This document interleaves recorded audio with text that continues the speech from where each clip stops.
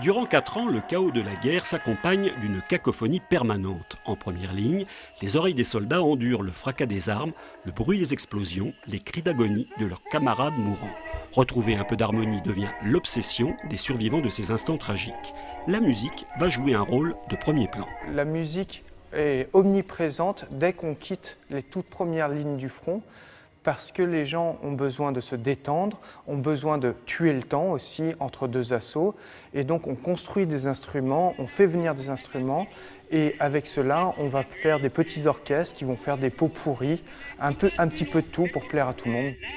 Musique militaire, chant patriotique, composition savante, l'exposition de l'historial explore le foisonnement sonore de la Grande Guerre. Les douches musicales permettent aux visiteurs d'entendre des enregistrements d'époque subtilement retravaillés. Il faut à la fois homogénéiser ces différents morceaux et ensuite enlever un petit peu des craquements, pas trop non plus, parce que ça participe aussi à la qualité, à l'histoire du son. C'est un petit peu comme un objet qui est dans son écrin, si vous voulez. L'ensemble a un intérêt, quoi.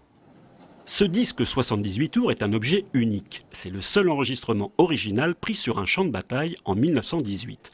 À l'écoute, il est pourtant décevant, aucun son impur n'abreuve ce micro-sillon. Ce son, c'est l'enregistrement d'un bombardement par les gaz. Et tout ce qu'on entend, c'est des petits pop, pop, pop. Donc, par rapport à l'image qu'on a de la Grande Guerre, d'un son tonitruant, eh bien finalement, on se retrouve face au silence. Pour finir sur une note positive, rappelons que ce premier conflit mondial sera l'occasion pour les soldats américains d'introduire en Europe un nouveau genre musical, le jazz.